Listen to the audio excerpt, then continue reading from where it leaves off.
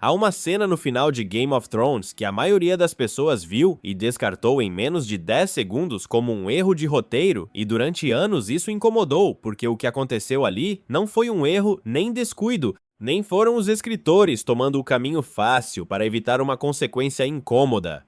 O que aconteceu naquele Salão do Trono foi a conclusão de algo que levava 8 temporadas se construindo em silêncio, e se você souber onde olhar o fio, estava ali desde a primeira vez que Jon Snow pisou em Pedra do Dragão. Drogon viu Jon matar sua mãe e não fez nada. Não o queimou, não o atacou, não lançou um aviso, não emitiu um som ameaçador. Simplesmente ficou ali, olhando o homem que segurava o corpo de Daenerys, e depois voou para o leste com ela, em suas garras, e metade da internet explodiu, porque ninguém entendeu o que acabara de acontecer. A galera disse que era um buraco na trama, disse que os escritores estavam evitando as consequências de suas próprias decisões. Disse que não fazia sentido o mesmo dragão que incinerara exércitos inteiros por Daenerys, que voara através do fogo por ela, que voltara toda vez que ela estava em perigo, de repente não fizesse absolutamente nada quando alguém cravava uma faca em seu peito. E entendo por que parecia assim, porque na superfície não faz sentido.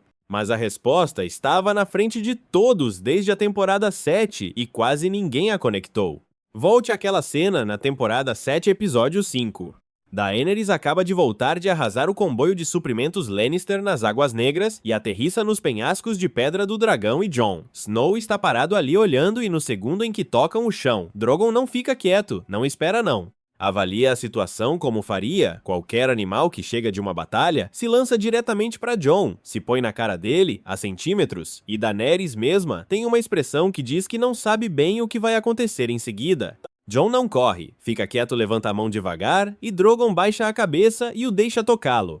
Daenerys leva anos com esses dragões, desde que romperam o casulo os conhece melhor, que ninguém sabe exatamente como se comportam com estranhos, e Drogon em particular nunca foi amável, nunca foi tolerante. É o maior, o mais agressivo, o que menos aceita qualquer um em quem Daenerys não confie completamente, e de repente esse homem que nunca viu antes na vida caminha para ele, e o toca e o dragão deixa isso acontecer. Isso não é só um momento visual impressionante, isso é uma declaração. E o que torna esse momento tão importante é o que Jon ainda não sabia. Jon Snow, naquele momento, acredita que é o bastardo de Ned Stark, não tem ideia de que é Aegon Targaryen e não está performando nada, não está tentando conquistar o dragão, não está fazendo nada estratégico, simplesmente ficou parado, e Drogon escolheu aceitá-lo. Então a pergunta é por quê? E para respondê-la, você tem que ir muito mais atrás que Game of Thrones. Antes da maldição de Valíria, que destruiu tudo, havia mais de 40 famílias de cavaleiros de dragões na antiga Valíria, todas competindo por poder, todas montando dragões, todas tentando manter essa conexão entre sua sangue e suas bestas, e cada uma dessas famílias praticava um costume muito específico que não era só político, era biológico, casavam dentro do linhagem, irmãos com irmãs, primos com primos, geração após geração, e não porque fossem loucos, mas porque o vínculo entre um dragão e seu cavaleiro estava atado ao sangue valiriano, e acreditavam que manter esse sangue concentrado era a maneira de manter a conexão viva. Os Targaryen levaram esse mesmo costume para Westeros, 300 anos de casamentos incestuosos, e a razão sempre foi a mesma: preservar o sangue, preservar o vínculo. Nos livros de George R.R. Martin, durante a Dança dos Dragões, que foi a Grande Guerra Civil Targaryen, aproximadamente 170 anos antes dos eventos de Game of Thrones, a princesa Rhaenyra Targaryen precisava desesperadamente de cavaleiros de dragões porque sua facção estava ficando sem gente que pudesse montar os dragões sem cavaleiro que restavam em Pedra do Dragão. Então lançou um chamado aos que tinham semente de dragão. Gente com sangue bastardo Targaryen em algum lugar de sua árvore genealógica, sangue valiriano diluído de alguma união que ninguém documentara totalmente. A ideia era que um dragão poderia responder mesmo a isso. Alguns desses candidatos conseguiram encontrar dragões e se vincularam a eles, alguns morreram na tentativa. Mas a premissa completa desse chamado era que os dragões podem sentir a diferença entre alguém com esse sangue e alguém sem ele. Não é algo que uma pessoa possa fingir ou atuar, ou simular. O sangue está ou não está. E o sangue de Jon Snow estava muito presente. O verdadeiro nome de Jon Snow é Aegon Targaryen. Seu pai era Rhaegar Targaryen, o príncipe herdeiro e irmão mais velho de Daenerys. Sua mãe era Lyanna Stark e se casaram em segredo antes de ele nascer, o que significa que Jon não é um bastardo de jeito nenhum. É o filho legítimo do príncipe herdeiro, o que na verdade faz com que seu reclamo ao Trono de Ferro seja mais forte que o de Daenerys. A série confirma tudo isso na temporada 7, quando Bran e Sam reconstroem o casamento e o nascimento. Mas Drogon não precisou da visão de Bran nem da pesquisa de Sam. Drogon só precisou estar no mesmo espaço que Jon. E o que torna a cronologia de tudo isso tão fascinante é que esse momento nos penhascos onde Jon toca Drogon acontece antes de o próprio Jon saber algo disso. O dragão reage ao sangue de Jon antes de uma única pessoa na história reconhecer o que é esse sangue. O dragão soube antes do homem. Um par de episódios depois na temporada, 7 episódio 6, Além da Muralha, Daenerys voa ao norte da muralha para resgatar Jon e seu grupo do Exército dos Mortos, e todos os que seguem vivos sobem ao lombo de Drogon para escapar. Jon é o único que não chega. E sim, parte disso é porque foi arrastado para o lago gelado por espectros bem antes de ela ter que fugir, mas há algo mais que vale notar. Nos livros Daenerys mesma, reflete sobre o fato de que nenhum cavaleiro Targaryen jamais montou 2 dragões. Drogon é o dragão dela. A série honra silenciosamente esse detalhe ao nunca colocar Jon no lombo de Drogon. Em vez disso, na temporada 8, Jon monta Rhaegal, o dragão que leva o nome de seu próprio pai, Rhaegar Targaryen, e Rhaegal o aceita de imediato sem hesitação, sem agressão, simplesmente se abaixa e lhe permite subir. Jon até diz que não sabe como montar um dragão, e Daenerys lhe diz que ninguém sabe até fazer, mas pense nisso. Muita gente nesse mundo tentou montar dragões e terminou incinerada ou jogada no vazio. Rhaegal não deu a Jon a chance de falhar, o dragão tomou a decisão por ele. E então chegamos ao final.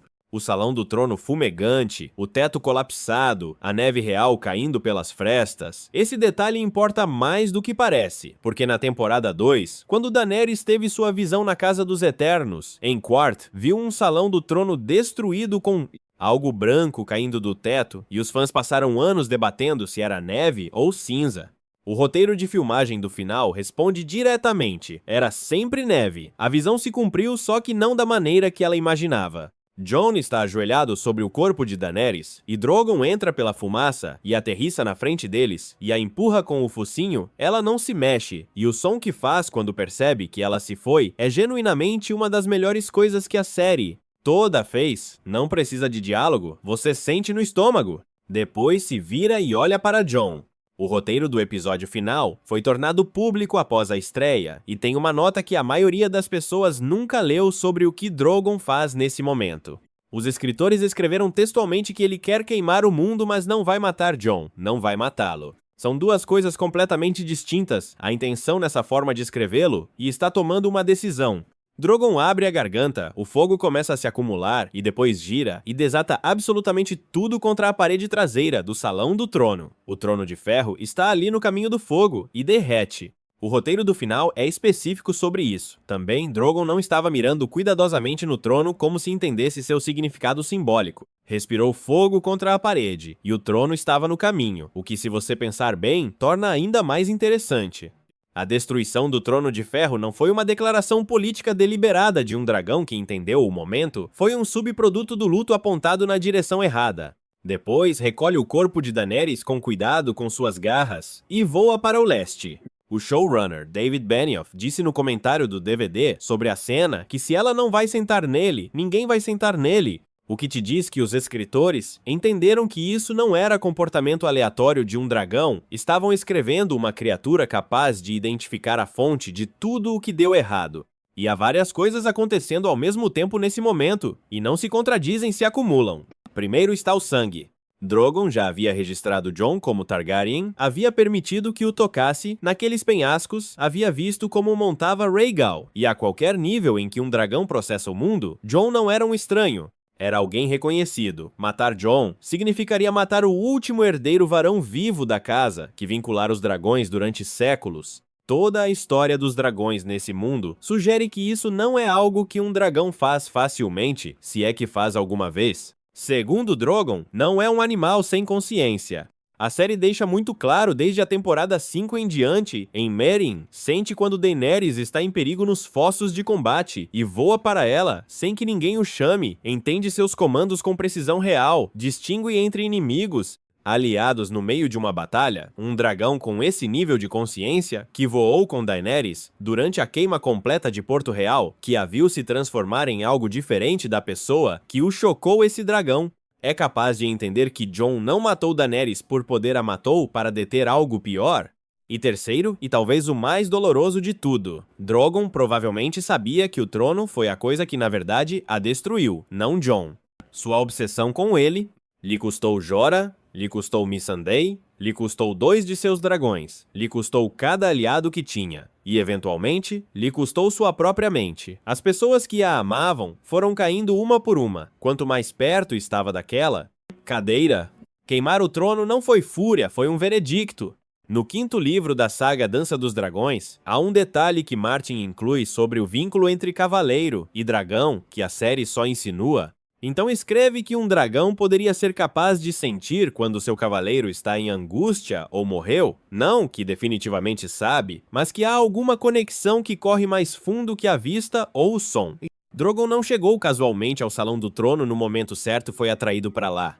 A mesma sensibilidade que lhe disse que algo estava errado com Daenerys é o mesmo sistema que registrou Jon Snow como alguém pertencente à mesma sangue, à mesma linhagem antiga que primeiro criou o vínculo entre dragões e as famílias de Cavaleiros da Antiga Valíria. Não são duas coisas separadas, são a mesma coisa operando em duas direções distintas.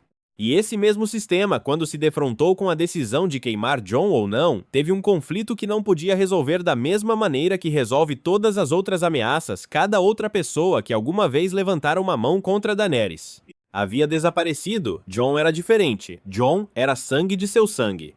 Então o fogo foi para outro lado. Depois de Drogon voar para o leste, a série menciona na cena do conselho que foi avistado se dirigindo para Volantis, uma das grandes cidades livres de Essos, e se menciona quase como um dado menor, algo em uma longa lista de problemas para o conselho, novo conselho resolver e depois a conversa segue. Mas Volantis não é um destino aleatório. Está na foz do rio Rione e funciona como uma porta para o leste em direção às ruínas da antiga Valíria mesma. Drogon já havia passado tempo naquela região antes, durante o período em que Daenerys governava em Meereen, e ele se fora sozinho. Jorah e Tyrion o viram voando sobre as ruínas de Valíria durante sua viagem através do Mar de Fumaça, na temporada 5. Estava sendo atraído de volta para onde tudo começou. E após a morte de Daenerys, voar para o leste com seu corpo não é luto sem direção, é ir para casa, levando o corpo de sua mãe para a origem de tudo o que ela foi. Nos livros, Drogon desaparece de Meereen por períodos ao longo de toda a história. É visto em diferentes partes de Essos, sempre em movimento, sempre voltando. Quando Daenerys o precisa nunca completamente domesticado, nunca completamente ido. Isso não muda com sua morte, só muda a direção. Houve um projeto de série spin-off sobre Jon Snow que tinha o título provisório Snow, que esteve em desenvolvimento na HBO. Kit Harington foi quem propôs a ideia, descrevendo um conceito sobre um soldado tentando encontrar seu lugar. Depois que a guerra termina, mas depois de alguns anos de desenvolvimento, o projeto foi arquivado. Harington confirmou em 2024 que está descartado porque não encontraram uma história com a qual todos estivessem genuinamente entusiasmados. Então, se Drogon e Jon eventualmente se encontram de novo, ao menos em live action, é uma pergunta aberta por agora. Mas o fato de o spin-off ter chegado tão longe, a ponto de ser levado a sério, diz algo. A história de Jon não parecia terminada. Um Targaryen exilado, ao norte da muralha, o último herdeiro varão de sua casa, e um dragão voando para o leste, em direção à origem dessa casa. São os dois extremos do mesmo fio. A decisão de Drogon naquele Salão do Trono é um dos momentos mais debatidos de toda a série, e acho que se descarta rápido demais como conveniência narrativa, porque a galera esperava que um dragão se comportasse como um cão de ataque que vai atrás da pessoa que machucou seu dono e pronto. Mas Drogon nunca foi só um cão de ataque. Era o último ser vivo, conectado a um linhagem que moldara a história de 2 continentes. Havia passado 8 anos crescendo, junto a Daenerys, lutando suas guerras, levando-a a salvo, vendo-a mudar, e quando tudo terminou, não escolheu a violência. Escolheu reconhecer algo mais antigo que o momento em que estava parado. Jon Snow ficou parado nas ruínas do Salão do Trono e não queimou. Não porque a série se esqueceu do que Drogon era capaz, mas porque algo no sangue, ou na magia, ou no que quer que os Valyrianos tecessem no vínculo entre sua família e seus dragões, há 300 anos disse: "Este é dos nossos". E o fogo foi para o trono. E honestamente, para uma série sobre o que o poder faz às pessoas, não há melhor final para um dragão que destruir a coisa que começou tudo. Se esta análise mudou, como você vê essa cena, se inscreva porque há muito mais nesse mundo que a série deixou enterrado sob a superfície toda semana. Mergulhamos no fundo do lore de Game of Thrones e ainda há muito de onde veio isso. Deixe-nos bente. Comentários. O que você acha que Drogon faz? Depois volta a Valíria. Encontra Jon em algum momento. Isso é o que me dá voltas na cabeça.